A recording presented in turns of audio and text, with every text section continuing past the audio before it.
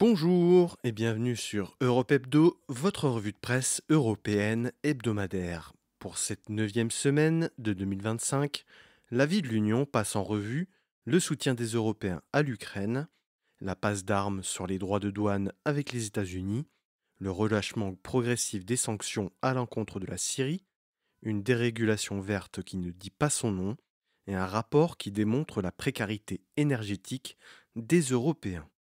Dans le club des 27, l'Allemagne a enfin donné son verdict sur les législatives, la Roumanie poursuit Colin Georgescu, l'Autriche a enfin un gouvernement et la Grèce montre sa colère à l'égard de son gouvernement. Et chez nos chers voisins, on aborde l'abandon en mondovision de l'Ukraine par les États-Unis, un premier test pour l'unité de la Bosnie et des manifestations qui se poursuivent en Serbie. Passons sans plus attendre à la vie de l'Union. Diplomatie, une union qui tente de venir au secours de l'Ukraine. Déjà froissée par les initiatives de Donald Trump à l'égard de l'Ukraine et sa complaisance à l'égard du régime de Vladimir Poutine, mais aussi par ses menaces concernant les frais de douane, qu'il a finalement mis à exécution mardi, Emmanuel Macron et ses partenaires européens se sont mobilisés. Pendant le week-end des 22 et 23 février, Emmanuel Macron s'était rendu à la Maison-Blanche pour tenter de convaincre Donald Trump de ne pas imposer de droits de douane à l'UE, mais surtout d'apporter des garanties de sécurité à l'Ukraine.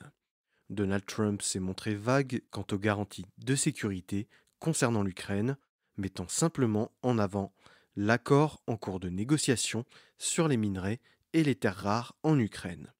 Au fil des jours, il est devenu de plus en plus clair que le plan de Donald Trump était de se rembourser avec les matières premières ukrainiennes et ce braquage diplomatique de 50% sur les ressources et qu'il comptait simplement faire respecter le cessez-le-feu en envoyant des Américains exploiter les minerais, en pensant naïvement ou alors par simple mauvaise volonté que si un Américain venait à mourir dans une frappe russe, il aurait alors le droit de répliquer. Malgré les efforts d'Emmanuel Macron et de Keir Starmer, la ligne états-unienne n'a jamais dévié. Pas d'implication terrestre en Ukraine. Faisant face aux annonces floues de l'administration Trump, le Nordic Baltic 8, rassemblement des États baltes et scandinaves, plus l'Islande, a déclaré s'engager à renforcer l'aide militaire à l'Ukraine, de continuer à former une brigade ukrainienne et d'investir dans l'industrie de défense ukrainienne. Pas d'annonce précise, mais une volonté claire de contrer les velléités de Moscou. L'Espagne, de son côté, a annoncé, par la voix du président du gouvernement, Pedro Sánchez, une aide d'1 milliard d'euros de matériel militaire par an pendant 10 ans à l'Ukraine. Il l'a annoncé depuis Kiev, où il participait aux cérémonies de commémoration des 3 ans du début de la guerre. Deux aides auxquelles s'ajouteront les 6 milliards d'euros d'urgence que la Commission voudrait pousser jusqu'à 20 milliards d'euros. L'enjeu de la semaine a été pour l'Union de rassurer l'Ukraine sur son soutien et de tenter de l'appuyer dans ses revendications auprès des États-Unis. Diplomatie encore, les États-Unis inflexibles sur les droits de douane. Malgré les sourires et les marques de complicité entre Emmanuel Macron et Donald Trump devant les caméras, rien n'y a fait. Comme Donald Trump le promettait depuis plusieurs semaines, il a signé un décret pour porter les frais de douane à 25% sur les produits européens. Il a déclaré que l'Union européenne avait été créée, je cite, pour entuber les États-Unis. Il reproche à l'Union européenne d'interdire l'importation de ces voitures et que les droits de douane imposés sur les produits européens étaient bien inférieurs à ceux imposés par l'Union européenne sur les produits américains. Aussi, il a légitimé cette hausse en disant que le déficit commercial était de 300 milliards de dollars par rapport à l'UE, ce que l'UE chiffre à 50 milliards de dollars en comptant les services numériques américains. Un moyen de mettre la pression aussi sur l'Union européenne concernant ses réglementations technologiques, en ligne de mire, le RGPD, le DMA et le DSA. L'administration Trump reproche à l'UE d'infliger des amendes massives aux acteurs de la tech américaine. Quand un journaliste lui a posé la question sur le fait que l'Union européenne pouvait appliquer des mesures de rétorsion, il a menacé de retirer les intérêts américains en Europe et de lancer une campagne de boycott. Un discours qui ne pourrait pas convenir aux entreprises américaines. Concernant les taxes suspendues à l'encontre du Mexique et du Canada, il a aussi confirmé que les droits de douane seront appliqués dès le 2 avril. Diplomatie toujours, l'Union européenne élargit la levée des sanctions à l'encontre de la Syrie. Lundi 24 février, le Conseil de l'UE, en formation Affaires étrangères, a acté la suspension des sanctions sur l'énergie, le transport et la banque en Syrie. L'objectif? Normaliser les relations entre Bruxelles et Damas et accélérer la reconstruction du pays. Les sanctions restent maintenues sur le commerce d'armes, de drogue, l'utilisation de logiciels de surveillance ou le trafic d'objets archéologiques. La haute représentante de l'Union européenne pour les affaires étrangères, Kaja Kallas, a confirmé que la levée des sanctions était immédiate et illimitée, mais annulable à tout moment si le nouveau régime ne respecte pas ses promesses. Elle a aussi annoncé la tenue d'une conférence sur la Syrie le 17 mars. Les ministres des Affaires étrangères des 27 continuent de discuter sur la méthode à suivre pour l'Union européenne dans son aide à la Syrie. La déclassification de Hayat Tahrir al-Sham ne se pose pas, puisque son leader Ahmed al-Shara a dissous le groupe et assure la présidence transitoire du pays depuis un mois. Les premiers travaux concernant la rédaction de la nouvelle constitution du pays ont eu lieu cette semaine et devraient donner plus de certitude sur la marche suivie par le nouveau régime. Environnement, une réforme administrative qui pousse vers la déréglementation. C'était l'annonce phare de la boussole de compétitivité, le grand objectif de ce mandat, la simplification bureaucratique, un argument qui répondait déjà à la colère des agriculteurs pendant la campagne des européennes. Mercredi 26 février, la Commission européenne présentait enfin son plan. Il sera constitué de 3 textes. Le pacte pour l'industrie propre, le plan d'action pour une énergie abordable et la fameuse loi Omnibus de simplification. Même si la Commission se défend d'une déréglementation, le changement des critères imposés aux entreprises vide encore un peu plus les textes sur les exigences environnementales déjà faibles imposées aux entreprises. Le devoir de vigilance qui avait déjà écarté les entreprises du luxe sous la pression de la France, désormais acte que la rupture avec les entreprises en violation des critères sociaux et environnementaux a été supprimée. Le rapport sur la durabilité des entreprises se limite pour les entreprises de plus de 1000 salariés, pareil pour la taxonomie des entreprises. Le mécanisme d'ajustement carbone aux frontières sera limité aux entreprises qui importent plus de 50 tonnes par an, augmentant par ailleurs le volume de produits dangereux pour l'environnement. La Commission évalue l'économie faite à 6 milliards d'euros par an. Même si elle promet que la transition écologique reste au cœur des priorités, des ONG comme WWF soulignent que le fait de réduire la responsabilité des entreprises aura de facto un impact sur leurs pratiques. Consommation. 48 millions d'Européens ne parviennent pas à se chauffer. C'est un rapport de la Confédération européenne des syndicats qui nous indique que 48 millions d'Européens ne parvenaient pas à chauffer leur logement en 2023, c'est-à-dire un peu plus de 10% de la population européenne. C'est 17 millions de plus qu'en 2019, soit une hausse de 50%. Le rapport évoque aussi le chiffre de 363 000 morts de froid chaque année dans l'UE. La Confédération européenne des syndicats demande à la Commission de mettre la priorité sur les ménages et les entreprises dans son plan pour une énergie abordable. Même si l'inflation a globalement reculé, ce n'est pas le cas de l'énergie, dont les factures restent structurellement plus chères qu'avant la guerre en Ukraine. Ce qui paraît aberrant pour la Confédération européenne des syndicats, c'est la suppression des aides aux ménages alors que la crise n'était pas terminée. Ce qui ressort de l'étude, c'est que la moitié des personnes touchées ont un emploi. Passons désormais au Club des 27. Allemagne. La CDU gagne les élections, l'AfD confirme. L'élection allemande a enfin rendu son verdict. Sans surprise, les chrétiens démocrates de la CDU-CSU finissent vainqueurs avec un score moins important que prévu, avec 28,7% des voix.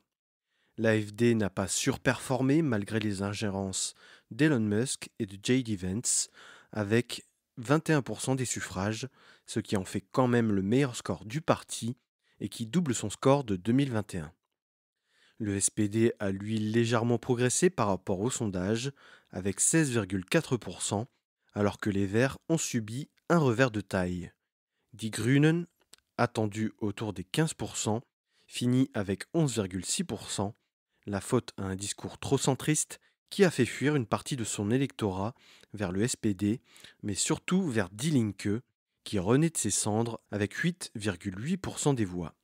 L'absence de l'environnement des débats leur a aussi porté préjudice. Les libéraux démocrates du FDP ne seront pas au Bundestag pour la deuxième fois depuis 1949, puisqu'ils échouent à 4,3%, et l'alliance Sarah Wagenknecht y a longtemps cru, mais pour 13 000 voix, elle ne fera pas partie de l'Assemblée fédérale, le parti échouant à 4,97% des voix.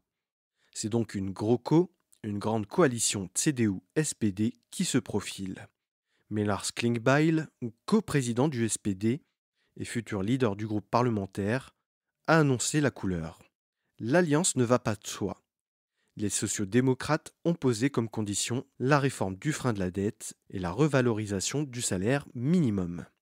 Un des grands enjeux sera les investissements dans les infrastructures et dans la défense, surtout après les déclarations de l'administration Trump. Pour atteindre les 2% du PIB en matière de défense, il faudra dégager 98 milliards d'euros par an, 140 pour atteindre les 3%. Mais la réforme du frein de la dette ne sera pas si simple. À eux deux, Die Linke et l'AfD représentent une minorité de blocage qui pourrait empêcher la réforme constitutionnelle nécessaire. Die Linke pourrait être ouvert à la discussion, mais ne veut pas que l'endettement serve à l'augmentation des dépenses de défense. Pour contourner le problème, les Verts suggèrent de convoquer le précédent Parlement, toujours siégeant le temps de la formation du gouvernement. Sous l'ancienne mandature, les partisans de la réforme du frein de la dette n'auront pas de problème à réformer le mécanisme. Friedrich Merz a annoncé vouloir former un gouvernement d'ici Pâques, donc à la mi-avril. Roumanie, Colin Georgescu inculpé pour de fausses déclarations. Mercredi 26 février, le parquet de Bucarest a inculpé Colin Georgescu avec pour motif principal de fausses déclarations concernant son financement de campagne et son patrimoine, mais aussi pour incitation à commettre des actions anticonstitutionnelles, la communication de fausses informations et apologie de crimes de guerre pour avoir publiquement loué les actions de la Garde de Fer, une milice fasciste responsable d'attentats dans les années 30. Les arrestations concernaient aussi son chef de la sécurité, Horatiu Potra, anciennement mercenaire en République démocratique du Congo, qui détenait des armes, beaucoup d'argent en liquide et même des lingots d'or. Il projetait de procéder à un coup d'État le week-end qui a suivi l'annulation du second tour de la présidentielle début décembre. En tout, ce sont 44 perquisitions qui ont eu lieu dans l'entourage de Colin Georgescu.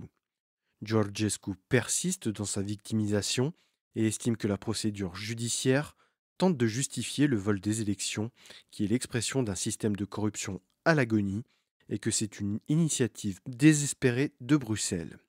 George Simion, le leader de l'Alliance pour l'unité des Roumains, a appelé à se rendre au bureau du procureur pour lui demander des explications, accompagné de plusieurs de ses députés. Le Premier ministre Marcel Ciolacu dit que la justice roumaine a la responsabilité d'apporter des preuves extrêmement solides. Mais comme la procédure judiciaire devrait prendre du temps, rien n'empêchera Colin Georgescu de se présenter à la présidentielle, dont le premier tour se tiendra le 4 mai. Colin Georgescu est placé sous contrôle judiciaire, il ne peut pas quitter la Roumanie, ne porter aucune arme, ni utiliser ses réseaux sociaux. Il devra régulièrement pointer au commissariat. Autriche, un accord EVP-SPE-NEOS pour gouverner. C'est la plus longue période de négociation pour la formation d'un gouvernement que l'Autriche ait connue. Fin septembre, l'Autriche avait porté en tête des suffrages le parti d'extrême droite, le Parti de la Liberté, le FPE, avec 29% des suffrages. Malgré tout, c'était le chancelier sortant, Karl Nehammer, qui menait les négociations.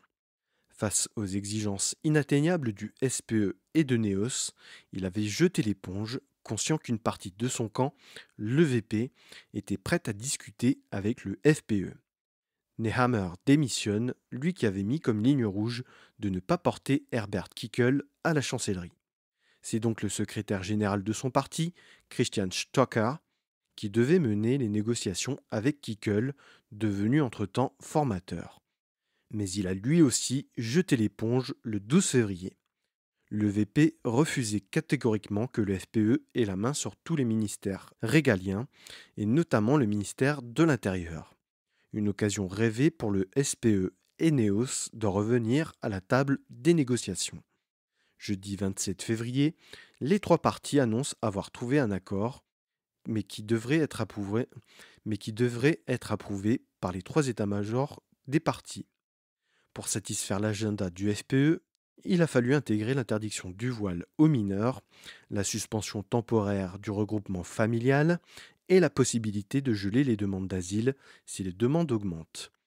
Les libéraux de Neos ont réussi à convaincre leurs partenaires de coalition de créer un parquet fédéral destiné à la lutte contre la corruption, faisant suite à de nombreux scandales ces dernières années. L'Autriche doit résorber son déficit qui s'est élevé à 4% en 2024. La nouvelle coalition propose de réduire les dépenses, d'augmenter les cotisations des retraités et de créer une taxe spéciale qui sera appliquée au secteur bancaire et aux fournisseurs d'énergie. Christian Stocker sera chancelier, l'EVP aura 6 ministères, tout comme le SPE, et Neos en aura 2, mais dont le prestigieux ministère des Affaires étrangères revient à sa chef de parti, Beata Meinl-Reisinger. Mais le plus urgent sera de s'accorder sur le budget 2025 qui a déjà 2 mois de retard. Sans surprise, Herbert Kickl parle d'un programme de trahison de l'Autriche. Grèce, manifestation massive contre le gouvernement. Vendredi 28 février, les Grecs commémoraient la catastrophe de Tempe, un accident entre deux trains, un de voyageurs, l'autre de marchandises, dans la vallée de Tempe, près de Larissa, survenu 2 ans plus tôt. Un accident qui avait fait 57 victimes. L'occasion pour les Grecs de manifester leur colère dans les rues. Ils en avaient même fait appel aux Grecs de l'étranger. 2 ans, mais toujours aucun responsable politique ou de l'opérateur Hellenic Train n'a eu à faire face à la justice dans ce qui est la plus grande catastrophe ferroviaire moderne du pays. C'est le manque de responsabilité du pouvoir, l'impression que le gouvernement cache quelque chose, qui exaspère le pays. La catastrophe était évitable, c'est tout ce que les rapports disent. Le Premier ministre Kyriakos Mitsotakis a toujours plaidé l'erreur humaine, se cachant habilement derrière le chef de gare condamné. Le réseau grec, largement affaibli par la crise de la dette vécue par la Grèce dans les années 2010, suivie d'une période d'austérité dont les Grecs ne voient pas le bout, a des conséquences réelles. Le manque de moyens constaté pour les feux de forêt, mais surtout dans le cas présent pour le réseau ferroviaire, ne disposait pas du tout du système européen de contrôle des trains, qui est obligatoire. Pendant 19 minutes, les 2 trains circulaient sur la même voie, sans qu'aucune alerte ne soit déclenchée. Un rapport indépendant commandé par les familles des victimes démontre que le train de marchandises transportait des produits dangereux et illégaux et que 27 des victimes ont péri bien après la collision. Ce qui renforce l'idée des Grecs que le gouvernement cache des choses, c'est la disparition de l'enregistrement audio du chef de gare qui a disparu et que les enquêteurs ont dû attendre 1 mois pour accéder au lieu de la collision. Ce manque de confiance des Grecs à l'égard de leur gouvernement se traduit dans les sondages. 7 Grecs sur 10 pensent que Mitsotakis dissimule des preuves et 67% de la population a un avis négatif sur leur Premier ministre. Passons enfin à la rubrique Nos chers voisins. Ukraine, le baiser de la mort de Donald Trump. C'est une lente descente aux enfers que nous inflige l'administration Trump. Chaque jour apporte son lot d'annonces chocs, de provocations, de coups de poker. L'annonce de l'abandon progressif de l'OTAN si les Européens restent mauvais payeurs, le premier appel à Vladimir Poutine sans avertir personne au préalable, une première discussion pour la paix à Riyad avec la Russie, sont autant de preuves que le président américain veut faire cavalier seul. Mais le dernier événement en date portait sur un éventuel accord avec l'Ukraine sur les terres rares. Nécessaires pour l'industrie américaine, difficilement exploitables par l'Ukraine, qui manque d'investissements et d'infrastructures, Donald Trump avait proposé ce deal dans des conditions qui ne convenaient pas à Volodymyr Zelensky. Faire du 50-50 et faire en sorte que l'Ukraine paye 2 ans et demi de PIB pour soi-disant rembourser l'aide américaine était inacceptable. Volodymyr Zelensky a même déclaré qu'il ne signerait pas un accord qui porterait sur les épaules de 10 générations d'Ukrainiens. Dans la tête de Trump, la garantie de sécurité était celle-ci. Si les États-Unis envoient des civils exploiter les ressources ukrainiennes, les Russes n'attaqueront pas, puisque si un Américain meurt sous les bombardements russes, les États-Unis répliqueront. Au fil de la semaine, les deux pays semblaient se diriger vers un accord. Volodymyr Zelensky laissait entendre que les clauses les plus difficilement acceptables avaient été levées, mais restait une inconnue, les réelles garanties de sécurité. Volodymyr Zelensky s'est rendu à la Maison-Blanche pour signer l'accord final vendredi 28 février. Un échange qui a débuté de manière cordiale avant de sévèrement déraper. Alors que Volodymyr Zelensky indique que les Russes n'ont jamais respecté de cessez-le-feu par le passé, notamment les accords de Minsk I et II, il fait remarquer que la présence de civils étrangers sur le sol ukrainien n'a jamais été un obstacle pour les bombardements du Kremlin. C'est là que le vice-président James David Vance fait dévier la discussion sur le manque de respect supposé de Volodymyr Zelensky devant les médias américains à l'égard des États-Unis qui lui ont fourni des armes et des aides pour maintenir le budget ukrainien à flot en l'accusant de procéder à une mobilisation par la force, un des arguments préférés des propagandistes russes. Volodymyr Zelensky réplique en disant que les États-Unis sont protégés par un océan et qu'ils ressentiront la peur un jour. Donald Trump démarre au quart de tour, sommant le président ukrainien d'arrêter de dire ce que doivent ressentir les Américains et l'accuse de jouer avec la Troisième Guerre mondiale. Le vice-président enchaîne en reprochant le soi-disant manque de gratitude du président ukrainien qui n'aurait jamais dit merci lors de cette conférence de presse. Un échange lunaire qui se termine par un «ça fera un bon moment de télévision» de la part de Donald Trump à l'attention des médias présents dans le bureau ovale. Une remarque qui semble indiquer que ce guet-apens était prévu et que cette humiliation était bel et bien préparée. Un événement qui a poussé les Européens à se réunir à Londres dimanche 2 mars pour préparer une Europe sans soutien états-unien, tant il semble clair que l'Europe n'est plus un allié outre-Atlantique. Bosnie. La fin de l'unité, même si l'échange musclé entre Donald Trump et Volodymyr Zelensky paraissait être le plus gros événement géopolitique de la semaine, la Bosnie est peut-être au bord de la rupture. Alors qu'en fin de cette année 2025, nous devrions célébrer les 30 ans des accords de Dayton, qui ont fondé la Bosnie-Herzégovine moderne, c'est un arrêt de la Cour constitutionnelle qui met en péril l'unité du pays.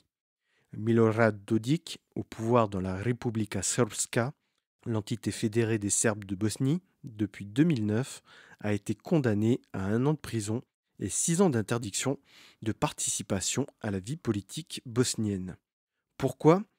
Parce qu'il n'a pas respecté les décisions de la Cour constitutionnelle et qu'il a sciemment ignoré les injonctions du haut représentant international, Christian Schmidt, garant de la bonne application des accords de Dayton.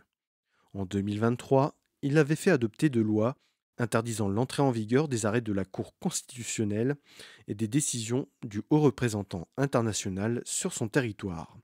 Suite à cette condamnation, Milorad Dodik peut faire appel, mais il a décidé d'emprunter une autre voie. Il a annoncé demander à l'Assemblée des Serbes de Bosnie de faire adopter des projets de loi interdisant les autorités fédérales sur le territoire de la Republika Srpska. En somme, il veut interdire les tribunaux fédéraux, la police fédérale et les services secrets fédéraux.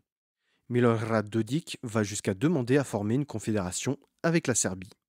Des textes qui, s'ils venaient à être adoptés, mèneraient à une crise politique sans précédent. Hasard du calendrier, il a pu bénéficier de la venue du président serbe, Aleksandar Vučić, qui s'est rendu à Banja Luka, le chef-lieu de la Republika Srpska, qui célébrait le jour de l'État serbe, les jeudis 27 et vendredi 28 février, commémorant le premier soulèvement serbe contre l'Empire ottoman en 1804. Comme d'habitude, il accuse l'Occident d'être derrière ses décisions et refuse de reconnaître la légitimité du haut représentant, qui n'a pas été validée par le Conseil de sécurité, bénéficiant ainsi du soutien du Kremlin. La menace est prise très au sérieux par l'État fédéral. Le ministère de l'Intérieur a accentué les mesures de sécurité concernant les potentielles violences interethniques. C'est un vrai test pour l'unité du pays. Serbie. Les manifestations anticorruption ne faiblissent pas. Cela fait bientôt 4 mois que le haut vent de la gare de Novi Sad s'est écroulé et les Serbes ne désarment pas. Ce week-end, les étudiants s'étaient donné rendez-vous à Niš, la 3e ville du pays. Des pérégrinations à travers le pays qui semblent avoir leur effet. La plupart des Serbes s'informent par les médias publics, entièrement sous la coupe du gouvernement en place, loyal au président Vučić, qui ne dépeint les manifestations qu'en un mouvement organisé par l'Occident pour déstabiliser le pouvoir en place. La marche a débuté vendredi pour que la manifestation puisse se tenir le lendemain. Le campus de l'université de Niš a servi de camping pour les manifestants venus des 4 coins du pays. Et lors des marches pacifiques, les manifestants prennent le temps d'aborder les riverains et de les rassurer sur le bien fondé de leurs revendications. Ils n'accusent pas nommément le président, mais demandent un respect de l'état de droit et l'amélioration de leurs conditions de vie. Certains manifestants donnent pour exemple le fait que si on ne détient pas la carte du Parti progressiste serbe, il est plus difficile d'avoir accès aux services publics comme les écoles ou les hôpitaux. Pour terminer cet épisode, je souhaitais rendre hommage à Laurent Vinatier, injustement détenu en Russie pour ne pas s'être enregistré en tant qu'agent de l'étranger et qui vient d'être condamné lors d'une audience expéditive en appel à 3 ans de prison. Voilà, c'est ainsi que s'achève la 9e semaine européenne de 2025. Merci pour votre écoute. Si vous avez apprécié cet épisode, abonnez-vous sur votre plateforme préférée, que ce soit Spotify, Deezer, Apple Podcast, Amazon Music, YouTube ou YouTube Music. Et n'oubliez pas d'y laisser votre avis, que ce soit en nombre d'étoiles ou en like. Pour ne rien rater des publications du podcast, suivez Europe Hebdo sur Facebook, Instagram et LinkedIn et n'hésitez pas à liker, commenter et partager les publications pour en augmenter la visibilité. Si vous avez une remarque, une question ou une suggestion à faire pour le podcast, n'hésitez pas à vous inviter dans mes messages privés, je me ferai un plaisir de vous répondre. Et si vous voulez dévorer le nouvel épisode du podcast dès sa sortie, abonnez-vous pour recevoir la newsletter du podcast. Le lien est à retrouver en description de cet épisode. Je vous donne rendez-vous lundi prochain 17h30 sur Europe Hebdo.